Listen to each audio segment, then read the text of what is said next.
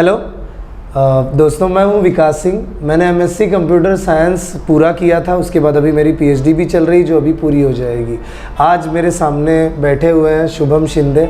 मैं इनसे कुछ बात करने वाला हूं। मैं वैसे तो कोडिंग सीखो इंस्टीट्यूट चलाता हूं, जहां पे मैं अपने स्टूडेंट्स को पढ़ाता हूं। उन्हें प्लेसमेंट कैसे मिले उसके बारे में हमेशा उन्हें मोटिवेट करते रहता हूँ। और जो ये सोचते हैं कि मुझसे हो ही नहीं पाएगा, खासकर मैं उन्हें ज़्यादा मोटिवेट करता हूँ, क्योंकि मुझे ऐसे स्टूडेंट चाहिए जो सच में ये बोलते हैं कि मुझसे हो ही नहीं पाएगा। मुझे ऐसे ही चाहिए, और उनको ही पढ़ाने का असली मजा है। जब वो प्लेस हो जाते हैं तो उनके घर वालों से क्या होता है कि अगर एक अच्छा स्टूडेंट है कोई और वो प्लेस होता है तो मैटर नहीं करता, मैं अगर अच्छा ना भी पढ़ाऊँ तो भी उसका प्लेस होना तो तय है। लेकिन अगर आप ऐसे स्टूडेंट्स को पढ़ाते हो कि जो किसी नॉन आईटी बैकग्राउंड के हैं और उनका सिलेक्शन हम ऐसे सोचते हैं कि पॉसिबल ही नहीं था, हम उन्हें प्लेस करें और उनका वो डर रहता है कि नहीं मेरे से तो नहीं हो पाएगा, उनको ही आपको मोटिवेट करके प्लेस कराना है और उन्हें अच्छी जगह पे पहुंचाना है। बस यही मेरा मकसद है और मैं इसके ऊपर ही काम करता हूं। तो शुभम से हम कुछ बात करेंगे। जैसे शुभम, मुझे ये बताओ, तुम्हें एक अच्छी प्लेसमेंट मिली।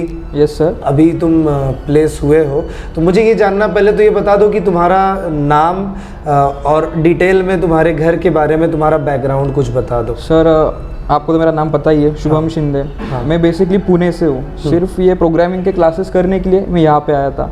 प्रोग्रामिंग के बारे में मुझे कुछ नॉलेज नहीं है, क्योंकि मेरी जो डिग्री है वो मैकेनिकल में है, तो पूरा डिफरेंस है उसमें। और जैसे घर पे कितने लोग रहते हैं तुम्हारे? मेरे घर पे हम 4 लोग हैं, मम्मी पापा, मेरी सिस्टर और मैं। और हर एक अलग अलग फील्ड में है। जैसे कि पापा आर्मी में थे, अभी रिटायर आर्मी ऑफिसर है। सिस्टर है, वो फार्मेसी कर रही है, वो अभी जॉब कर रही है। पुणे में कहाँ पे रहते हो? मतलब हम अभी पुणे में अकोडी में रहते हैं। अकोडी में, अच्छा। तो वहाँ से तुम्हारे दिमाग में ऐसा अचानक क्या आ गया कि नहीं, अब मुझे पुणे छोड़ देना है और डायरेक्टली नासिक चले जाना है और वहाँ जाके सीखना है, क्योंकि नासिक से तो बहुत बड़ी सिटी पुणे है और वहाँ पे भी बहुत अच्छा पढ़ाया जाता है। तो फिर क्या सोचा तुमने?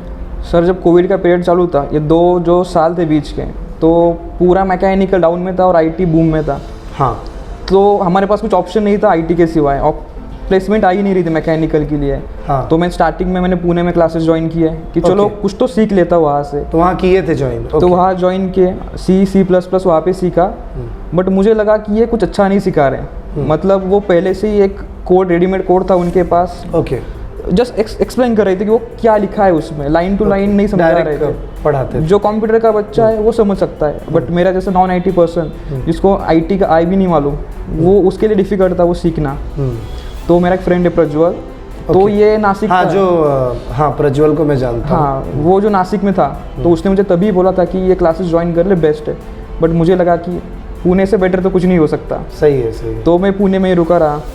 बट जब उसको प्लेसमेंट लगा 7 लाख का, तो मुझे लगा कि नहीं यार, ये कर सकता है तो मैं क्यों नहीं। और मैं सिटी वाइज उसको नहीं कर सकता कि पुणे है तो बेस्ट मिलेगा। बराबर है। और एक चीज़ ये है कि मैं आप सबको बता देता हूँ कि प्रज्वल जो है वो मेरा पुराना स्टूडेंट है, जो ऑलरेडी 7 लाख का उसको पैकेज मिला और उसने ज्वाइन की कंपनी। अभी उसको टाइम नहीं मिला, इसलिए वो मुझसे मिल नहीं पाया। हम उससे भी बात करेंगे कि उसने किस तरीके से इंटरव्यू दिया, किस डोमेन पे वो काम कर रहा है, उसे क्या क्वेश्चंस पूछे गए थे, उससे भी करेंगे। तो प्रज्वल का फ्रेंड है, हम शुभम से ही बात कर रहे हैं। अच्छा शुभम, ये बताओ मुझे कि चलो तुम्हें वहाँ नहीं समझ में आया, तुम्हें लगा कि चलो एक दोस्त बोल रहा है नासिक में चल के देख लेते हैं, वहाँ पे सीख के देखते हैं। तो तुम्हारा एक एक्सपीरियंस क्या था, शॉर्ट में ही बताओ। सर जब मैं यहाँ पे आया तो मुझे सबसे पहली एक बात अच्छी लगी कि यहाँ पे कोई रेडीमेड कोड नहीं था। अच्छा। ये लाइन टू लाइन सिखा रहे थे। और जब मैंने क्लासेस ज्वाइन की, आई थिंक आपका C++ बीच में चालू था, फिर भी मुझे समझ रहा था।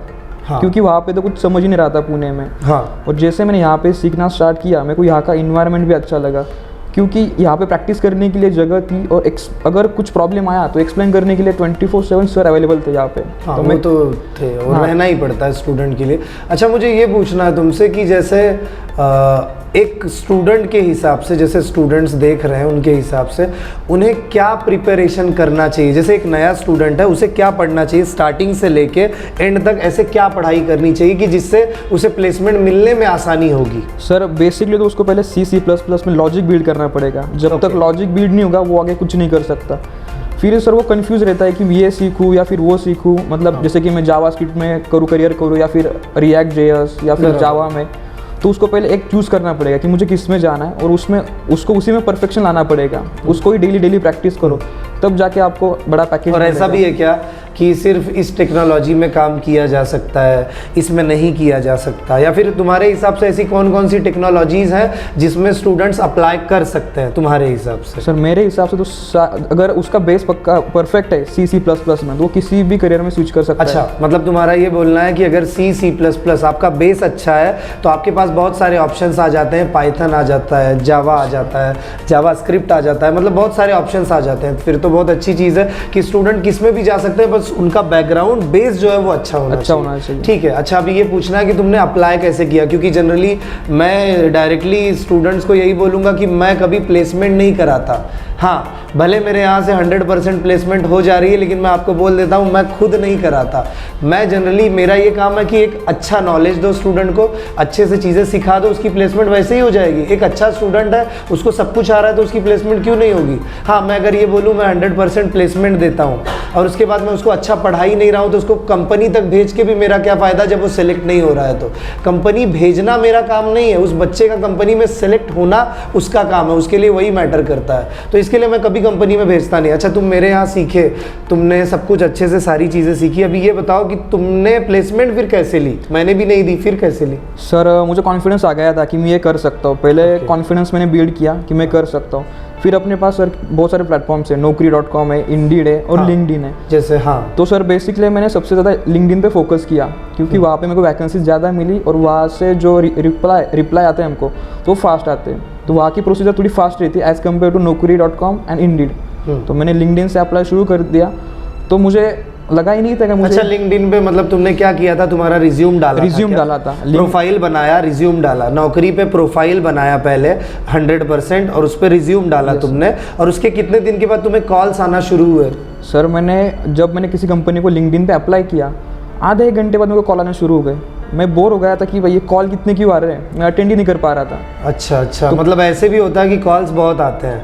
अच्छा, एक काम कर सकता हूँ, जैसे तुमने जो रिज्यूम बनाया था, जिस रिज्यूम पे तुम्हें कॉल्स मिल रहे थे, क्या करेंगे हम अपने यूट्यूब के डिस्क्रिप्शन में डाल देंगे उस रिज्यूम के एक फॉर्मेट को, ताकि कोई भी जाएगा उस पर क्लिक करेगा, रिज्यूम को ईजिली अपना नाम चेंज करके बना सकता है। मतलब क्या होता है, रिज्यूम बनाया कैसे जाता है वो भी मालूम होना चाहिए। अगर आपको अच्छा नॉलेज और रिज्यूम ही अच्छा नहीं, तो आपका तो पहली बात तो शॉर्ट लिस्ट ही नहीं होगी प्रोफाइल। फ़ायदा क्या है फिर? इतना नॉलेज होके भी जब आप रिज्यूम ही अच्छा नहीं बना पा रहे हो, तो उसके ऊपर भी हम काम करेंगे। हाँ, अब मुझे ये बताओ तुम कि रिज्यूम वाली चलो बात हो गई, तुम्हें कॉल्स आ रहे थे। हाँ, अभी मेरा मेन सवाल है जो स्टूडेंट सुनना चाहते हैं कि पूछा क्या जाता है क्वेश्चंस।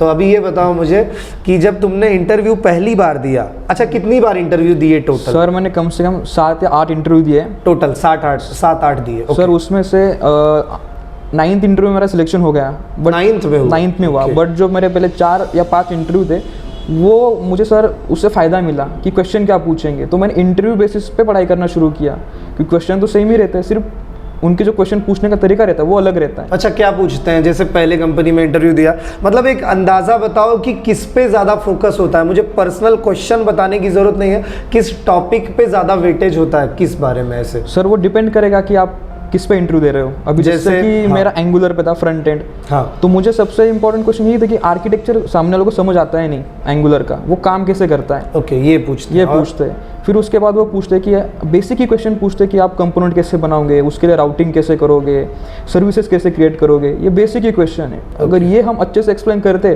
तो इसके बाहर का कुछ नहीं आता। बस इतना ही है? इतना ही आता है सर। गिने चुने सिर्फ 10 या 12 क्वेश्चन रहते हैं एंगुलर में। हाँ, अगर वो परफेक्टली किए इन डीप तो आपका सिलेक्शन हो ही जाता है। अच्छा, मतलब 10-12 क्वेश्चंस की लगे तो मैं लिस्ट जो है वो भी डिस्क्रिप्शन में डाल दूंगा। रिज्यूम के साथ 2 चीज़ें मुझे डिस्क्रिप्शन में डालनी है। बट सर इसमें प्रॉब्लम क्या रहता है, जब हम इंटरव्यू देते हैं, जैसा कि मैंने फर्स्ट 2-3 इंटरव्यू में देखा, अगर मुझे कोई क्वेश्चन पूछता है कि what is mean by Angular और what is mean by pipes, अगर मैं बोल लूँ कि pipe is used to transform data, तो सामने वाला ये एक्सपेक्ट नहीं करता कि ये थ्योरेटिकली बताएं, तो एक्सपेक्ट करता है कि ये प्रैक्टिकली तो आपका अच्छा होगा। 4 इंटरव्यू के बाद मुझे समझ आया कि थ्योरेटिकली बोलने से कुछ नहीं होता, उनको प्रैक्टिकल बेस चाहिए। तो मैंने तब से इंटरव्यू शुरू किया प्रैक्टिकल बेस पे। तो उन्होंने जो भी पूछा सब प्रैक्टिकल बेस पे आंसर। मैं उनको डायरेक्ट बोल देता था कि सर मुझे थ्योरेटिकली कुछ नहीं आता, बट मैं प्रैक्टिकली आपको एक्सप्लेन कर सकता हूँ, मैं आपको प्रैक्टिकली बता सकता हूँ। तो उस बेसिस पे मेरा हो गया सर। ठीक है, मतलब ये। अच्छा, ये बताओ C++ का क्या रोल है? सर अगर C++ ही नहीं आएगा तो एंगुलर कैसे आएगा, क्योंकि एंगुलर वर्क होता है टाइपस्क्रिप्ट पे, तो वो भी एक प्रोग्रामिंग लैंग्वेज ही है। बराबर। हमको कंडीशन यूज़ करनी इफ एल्स फॉर कंडीशन से। अच्छा, जैसे लॉजिक्स के प्रोग्राम होते हैं सी लैंग्वेज में, जैसे prime number, Fibonacci series, Armstrong number, area, मतलब बहुत सारे प्रोग्राम, रिवर्स स्ट्रिंग है, सम ऑफ डिजिट्स है, क्या इनका कोई रोल है? सर इनका ही बड़ा रोल है, क्योंकि मेरे जो इंटरव्यूज हुए थे ना, उन्होंने सिर्फ यही बोला था कि जो सी के प्रोग्राम्स है वो सिर्फ टाइप स्क्रिप्ट पे करो, कुछ नहीं होता सर, सिर्फ सिंटैक्स अलग रहता है, लॉजिक तो सी का ही रहता है। अच्छा, मतलब लॉजिक आपको मालूम रहा तो आप किसी भी लैंग्वेज, अच्छा मुझे मालूम है क्या बात करना है तो मैं किसी भी लैंग्वेज में कर सकता हूँ जो लैंग्वेज मुझे आती है। yes, अगर आपको टाइप स्क्रिप्ट आती तो वही बात टाइप स्क्रिप्ट में करो, यही। अच्छा, एक ये, और C++ ऑब्जेक्ट ओरिएंटेड का भी कुछ है रोल, जैसे इनकैप्सुलेशन, इनहेरिटेंस? नहीं, वो सॉरी उसमें नहीं आता। अच्छा, तुम जिस फील्ड में थे उसमें नहीं आता। बट एंगुलर के लिए जावास्क्रिप्ट चाहिए और जावास्क्रिप्ट में उसका रोल आता है। ओके, तो मतलब वो लगेगा ही लगेगा। अगर C++ नहीं आता तो तुम एंगुलर पे तो काम ही नहीं कर सकते, वो बेस ही है। हाँ, बट जब तुम एंगुलर पे स्विच करोगे तो उसका उतना यूज़ नहीं होता। और जैसे DSA का कोई data structures and algorithms, sorting techniques आती है सर उसमें। सॉर्टिंग टेक्निक्स आती है जब हम फ्रंट एंड के लिए कोई एप्लीकेशन बनाते हैं। फॉर एग्जांपल सर, हमारे पास एक कोई यूज़र टेबल है, हमको उसमें सॉर्ट करना है कि ये एंट्री कब हुई थी, कितने दिनों बाद हुई थी, फिर डेट के अकॉर्डिंग, नेम के अकॉर्डिंग। बराबर। वो सॉर्टिंग कैसे करेंगे, उसके लिए DSA चाहिए सर।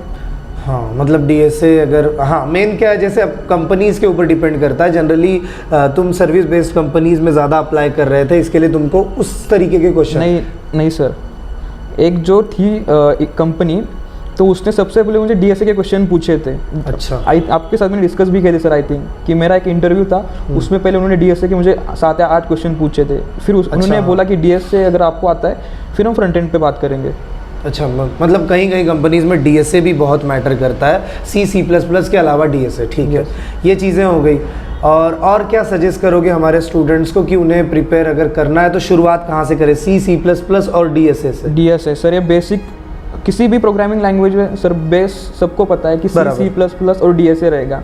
C++ तो भी ठीक है सर, बट DSA अगर आपको परफेक्ट आता है तो आपका लॉजिक में कोई आपको हरा नहीं सकता, कोई भी प्रोग्रामिंग लैंग्वेज नहीं। वो तो सही है। तो सर मैंने जब स्टार्ट किया तो जैसे आपको भी पता है, मैं DSA में आके बैठता था, मैंने DSA की प्रैक्टिस की, फिर तो मुझे लगा कि मेरा लॉजिक अभी बिल्ड हो रहा है, जो कि मुझे पहले कुछ नहीं आता था।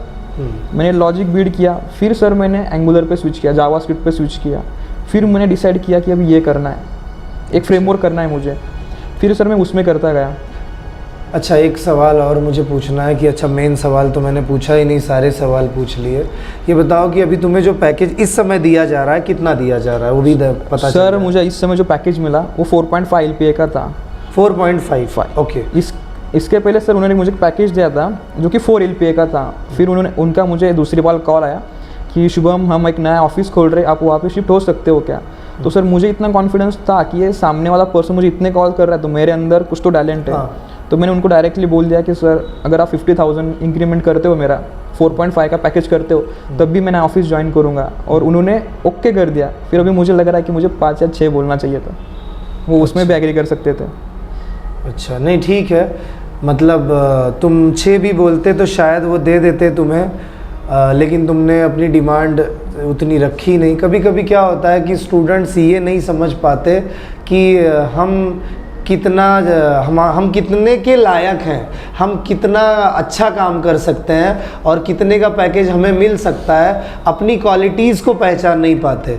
तो जनरली आपको अपने क्वालिटीज़ को समझना चाहिए, पहचानना चाहिए, आप किस पे काम करते हो वो भी बहुत मैटर करेगा आपके लिए।